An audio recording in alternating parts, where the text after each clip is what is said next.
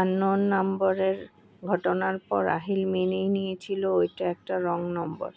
ভুল করে নওমির কাছে চলে এসেছে, এই নিয়ে আর মাথা ঘামায়নি সে। এর কিছুদিন পর থেকে আহিলের ফোন বিভিন্ন ছবি আসতে থাকে। প্রথমে যে ছবিটা এসেছিল সেটা ছিল আবরারের সাথে নওমির একটা ছবি। নওমি আবরারের হাত পেঁচিয়ে দাঁড়িয়ে আছে এমন ছবি দেখে আহিল প্রথমে শক খেয়েছে, যেহেতু সে আবরারকে চিনত না, ইভেন নওমির আপন মায়ের কোনো আত্মীয়কেই চিনত না। সে গলা উঁচিয়ে নওমিকে ডাকল। নওমি রুমে আসতেই সে সোজা নওমির সামনে গিয়ে ফোনটা বাড়িয়ে দিল। স্ক্রিনে ছবিটা দেখে অত্যন্ত ঠান্ডা গলায় বলল, কে এই ছেলে? নওমি ভ্রু কুঁচকে তাকালো। আজলানের কণ্ঠ অবিশ্বাস আর জেরা করার ভঙ্গিটা তার আত্মসম্মানে গিয়ে লাগলো। সে দাঁতে দাঁত চেপে বলল, ও আমার মায়ের দিকের কাজিন, আবরার ভাইয়া, যাকে আমি নিজের আপন ভাইয়ের মতো দেখি। আহিল কিছুটা দমে গেল। সে ছোট করে জবাব দিল, ও, আমি তো চিনি না। তাই আহিলের কথা শেষ করতে না দিয়ে নওমি বলে উঠল, চিনেন না তাই নাকি আমাকে বিশ্বাস করেন না তাই? কি বলছো এসব? বিশ্বাস করব না কেন? নওমি তাচ্ছিল্যের হাসি দিয়ে বলল, বিশ্বাস করবেন কিভাবে? আপনার মাথায় তো সবসময় নোংরা সন্দেহ গড়ে। আপনি একটা আস্ত সন্দেহবাতিকগ্রস্ত মানুষ। সবসময় মনে মনে শুধু খুঁজছেন যে কিভাবে আমাকে দোষী প্রমাণ করা যায়। একটা সাধারণ বিষয় নিয়ে আপনি যেভাবে তিলকে তাল করছেন, তাতে আপনার সাথে থাকাটাই এখন আমার জন্য দমবন্ধকর হয়ে উঠছে। নওমি, রাগ দেখাবেন না। শুধু আপনার রাগ আছে, আমার নেই? যা খুশি আপনি বলতে পারেন আর আমি চুপচাপ মেনে নেব? কখনোই না। আপনার এই সন্দেহের জন্য আমার জীবনটা নষ্ট হয়ে যাচ্ছে। জাস্ট সেদিন কোনো এক কলের কথা বললেন কই?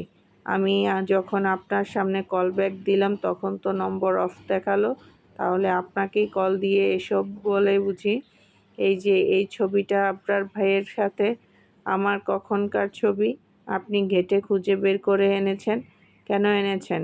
আমাকে দোষী বানানোর জন্য? কি পাচ্ছেন এসব করে? আমার না আর সহ্য হচ্ছে না, বিশ্বাস করেন। নওমিকে প্রথমবার এত চিৎকার করতে শুনল আহিল। স্তব্ধ হয়ে দাঁড়িয়ে রইল সে। শান্ত হয়ে বলার চেষ্টা করল, নওমি, আমি কেন এসব খুঁজে বের করতে যাব? আমার ফোনে একটা আননোন নম্বর থেকে এই ছবিটা পাঠানো হয়েছে। আমি জাস্ট জানতে চেয়েছিলাম লোকটা কে। এখানে দোষী বানানোর কি আছে? নওমি ব্যঙ্গাত্মক এক চিলতে হাসি ফুটিয়ে বলল, পাঠানো হয়েছে? কে পাঠাবে? কোন ভূত এসে আপনার ফোনে আমার আর আবরার ভাইয়ার ছবি দিয়ে যাবে? এসব আপনার মন গড়া গল্প আহিল। আপনার মেল ইগো অনেক বেশি, তাই আপনি এসব বানাচ্ছেন। আহিল অনেকক্ষণ যাবৎ নিজেকে শান্ত রাখার চেষ্টা করছিল, কিন্তু নওমির একের পর এক চিৎকার আর অবাধ্য উত্তর ওর মেজাজ বিগড়ে দিতে লাগলো। নওমি, মুখ সামলে কথা বলো। আমি তোমাকে খুব ভদ্রভাবে জিজ্ঞেস করেছিলাম। আর যে ছবিটার কথা বলছো, সেখানে তুমি ওর হাত জড়িয়ে ধরে দাঁড়িয়ে আছো। তোমাকে যে কোনো স্বামী তার স্ত্রীর এমন ছবি অন্য কারো কাছ থেকে পেলে মাথা ঠিক রাখতে পারে না। আমি অন্তত তোমার মতো চিৎকার করে ঘর মাথায় তুলিনি। তুলকালাম কাণ্ড বাঁধিয়ে বসেছে দুজনের এই ঝগড়া আর জেদের টালবাহানায় আসল সত্যটা সেদিনও ঢাকা পড়ে রইল। আর তাদের সাজানো সংসারটার সত্য আরও একটু ছিঁড়ে গেল। এরপর থেকে বহুবার আহিলের কাছে ছবি এলেও সে সম্পূর্ণ ইগনোর করে যেত। কয়েকবার সে চেয়েছে নওমির সাথে এই নিয়ে কথা বলতে, কিন্তু মনে হতো নওমি বোধহয় আবার ভুল বুঝবে। হয়তো ভাববে আহিল ওকে সন্দেহ করছে, ওকে বিশ্বাস করছে না। কিন্তু আহিল ওকে সন্দেহ করেনি।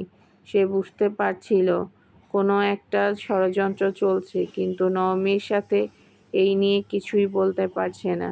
নওমি ভুল বুঝবে, এই ভয় থেকে সে চুপ করে গেল। এই চুপ করে যাওয়ার তৃতীয় পক্ষকে এক ধাপ এগোনোর সুযোগ করে দিল।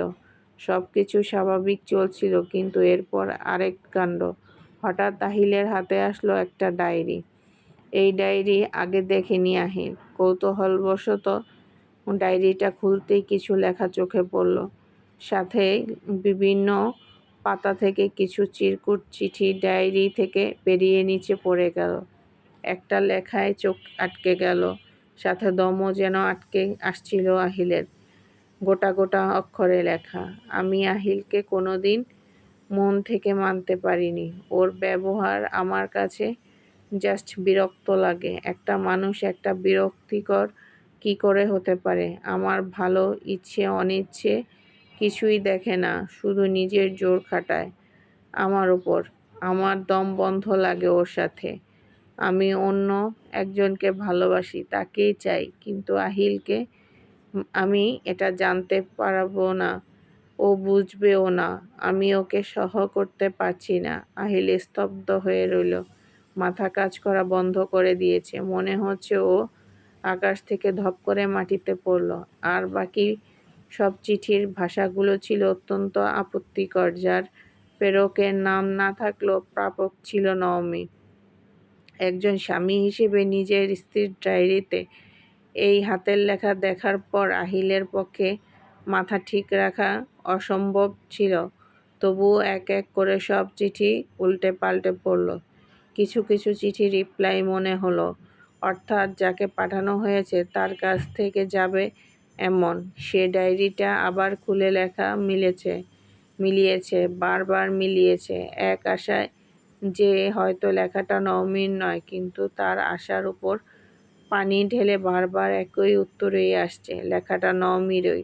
যন্ত্রের মতো অনেকক্ষণ বসে শূন্য দৃষ্টিতে চেয়েছিল সে। তারপর উঠে এসব লুকিয়ে রেখে ঘর থেকে বেরিয়ে যায়। আর এই নিয়ে কোনো কথা বলবে না নওমিকে। তার রুচি হচ্ছে না কিছু বলতে, তাই বাসা থেকে বেরিয়ে খুব রাতে বাড়ি ফিরল। সেদিন থেকে শুরু হলো ওদের সম্পর্ক পুরোপুরি শেষ করার এক নীরব শীতল অধ্যায়। কোনো চিৎকার চেঁচামেচি ঝগড়া ছাড়া, শুধু এক বুক অবজ্ঞা আর একতরফা ঘৃণার নিঃশব্দ দহনের মাধ্যমে দূরে সরে যাওয়া। এরপর হুট করে নওমির হারিয়ে যাওয়া। নওমি যাওয়ার পর আহিল নিজের ইগো ভুলে একবার গিয়েছিল তার বাড়িতে, কিন্তু সেখানে গিয়ে পেল আরও এক ধাক্কা। নওমি সেখানে নেই। নওমির বাবার মতে নওমি যেদিন তাদের বাড়ি এসেছিল সেদিন তারা ওকে ফিরে যেতে বলেছিল, কিন্তু নওমি যাবে না বলে অনেক কাহিনী করেছে। শেষমেশ ওরা জানিয়ে দেয় নওমির জায়গা হবে না এই বাড়িতে। যেই মেয়ে জামাইয়ের সংসার ফেলে চলে আসে, তার মতে মেয়ের দরকার নেই তাদের। নওমির বাবার কথা শুনে আহিল একটু চিন্তায় পড়লেও বিষ ঢালতে এগিয়ে আসে ওর সৎমা।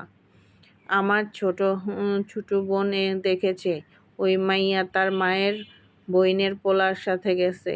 এই রাইত বিরাইতে একটা ছেলের হাত ধইরা চইলা যে গেল, মান সম্মান নাই তার। আহিল অবাক হয়ে জিজ্ঞেস করল, ওর মার বোনের ছেলেকে?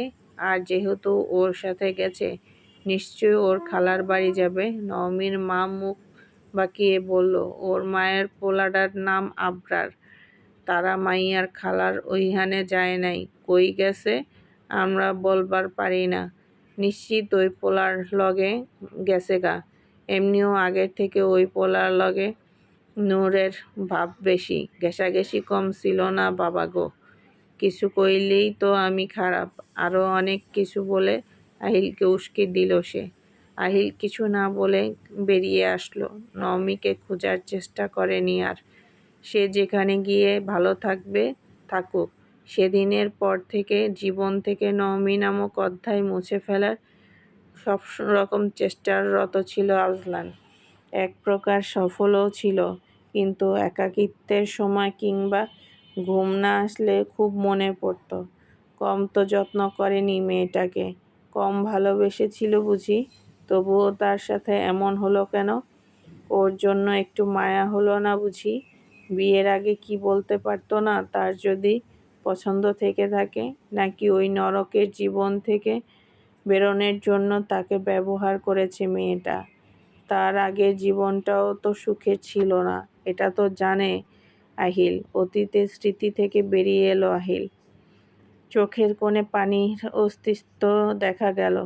বুড়ো আঙ্গুল দিয়ে চোখের পানি মুছে উঠে দাঁড়ালো সে। এখন ভেবে লাভ নেই। এখন ওর কাজ নওমিকে খুঁজে বের করা। কিভাবে বের করবে এইটা ভেবেই মাথা খারাপ হয়ে যাচ্ছে তার। অস্থিরভাবে পায়চারি করতে লাগলো আজলান। তার মস্তিষ্কের রন্ধ্রে রন্ধ্রে এখন শুধু তৌহিদের সেই কথাটা ঘুরপাক খাচ্ছে। তুহিকে ফলো করলেই তোর অর্ধেক সমস্যার সমাধান। কিন্তু তুহিকে সে চিনে, এত কাঁচা সে নয়। সে যখন বলেছে তখন আজলানের নওমির কাছে যাওয়ার মাঝে বাধা হয়ে দাঁড়াবেই। হঠাৎ সে দৌড়ে গিয়ে কাবার্ড খুলল। অনেকক্ষণ খুঁজে একটা শার্ট বের করে সেটার পকেট চেক করলো। ইস, কাগজটার করুণ দশা হয়েছে। এই অবস্থা দেখে আজলান নিজেই নিজের কপালে চাপড়ালো। শিট, এই স্লিপটা এভাবে রেখে দিয়েছি। এটা আদনানের হাসপাতালের স্লিপটা, কিন্তু পকেটে রাখা ওইটা ধোয়ার সময় ভিজে কাগজটার দশা খুব খারাপ। আজলান সেটা খুব সাবধান টেবিলে রেখে একটু চেপে ঠিক করার চেষ্টা করলো। তারপর সে লেখাগুলো পড়ার চেষ্টা করলো। নাম আর নাম একটা নম্বর ছাড়া কিছুই নেই। কি করবে ভেবে পাচ্ছে না সে। এখন মনে হচ্ছে তুহিকে ফলো করা ছাড়া আসলেই কোনো উপায় নেই। আই আই এম মান আই এম আম্মা অমি আদনানকে নিয়ে বাসায় ফেরার প্রস্তুতি নিচ্ছিল। স্কুল শেষে খাতা গুছিয়ে একটু পরেই বের হবে। নওমি স্কুলে আদনানকে নিয়ে আসে সব সময়। আদনানও মাশাআল্লাহ ভালো বাচ্চা, একটু ডিস্টার্ব করে না। ছেলের আদুরে ডাক শুনে নওমির ঠোঁটের কোণে এক চিলতে ক্লান্ত হরণকারী হাসি ফুটে উঠল। ডায়েরি আর কলমটা ব্যাগে রেখে আদনানকে কোলে তুলে নিল। আদনান মায়ের গলার সাথে নিজের কচি দুহাত পেঁচিয়ে ধরে কাঁধে মাথা রাখল। নওমি আদনানের দিকে তাকিয়ে বলল, বলো আব্বু। আদনান দুই হাত একসাথে করে মাথের কাছে নিয়ে বলল, চুতি বাচ্চা। নওমি হেসে বলল, হ্যাঁ, এখন আমরা বাসায় যাব। তারপর আম্মু তোমাকে মজাদার সুজি রান্না করে খাওয়াবো, কেমন? আদনান বুঝল কি না জানে ফিচফিচ করে হেসে উঠল। নওমিও হেসে ওকে নিয়ে টিচার্স রুম থেকে বেরিয়ে গেল। অর্ধেক যেতেই আদনান আবার মায়ের কোলে থেকে মাথা তুলে গেল, গোল গোল চোখ করে তাকালো। তার ছোট কপালে কৌতূহলের ভাঁজ। সে আদো আদো বলে বলল, টুই। আদনানের মুখে এই নামটা শুনলে নওমির খুব হাসি পায়। অদ্ভুত হলেও খুব কিউট লাগে। সে হাসে আদনানের গালে ঠোঁট দাবিয়ে বলল, ওরে আমার বাচ্চা, তুমি খালামণিকে কি ডাকো এটা? মায়ের হাসি শুনে আদনানও খিলখিল করে হেসে উঠল। মার কোল ঘেঁষে মুখটা লুকিয়ে নিল আরও। নওমি ওর পিঠে হাত বুলিয়ে হাসল। আদনান তুহিকে টুই বলে ডাকে, সেটা খুব আদরে ডাক। ছোট বাচ্চা, অবুঝ মান, তার কাছে সে ভালোবাসা দেয়। যে ভালোবাসা দেয় সেই তো আপন। ছোট থেকেই তুহির কাছে বেশি ভালোবাসা পেয়েছে। যতই কষ্ট হোক, তুহি কিংবা নওমি কেউই ওকে ভালোবাসার কমতি রাখেনি, আর না অন্য কিছুতে। আদনানকে খুব আদর যত্নে বড় করেছে। তুহি যখন প্রমোশন পেল, সে প্রথম আদনানের জন্য অনেক জিনিস আর খাবার এনেছিল।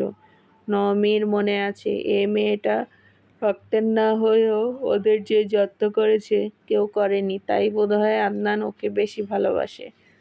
মাঝে মাঝে তো তুহিকে পেলে নওমিকেও পাত্তা দেয় না।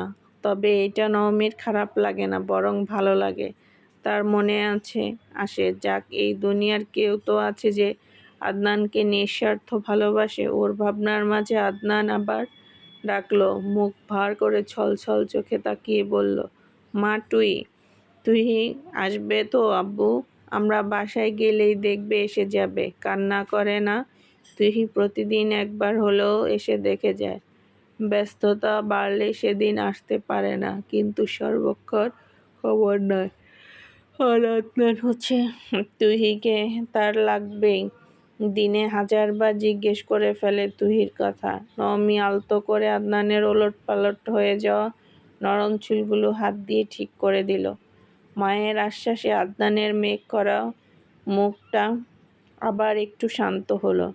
সে নিজের ছোট্ট চিবুকটা নওমীর কাঁধে ঠেস দিয়ে বড় বড় চোখ করে করিডোরের দেয়ালের দিকে তাকিয়ে রইল। নওমী ব্যাগটা কাঁধে ভালো করে সামলে নিয়ে ধীর পায়ে স্কুলের মেইন গেটের দিকে এগিয়ে গেল।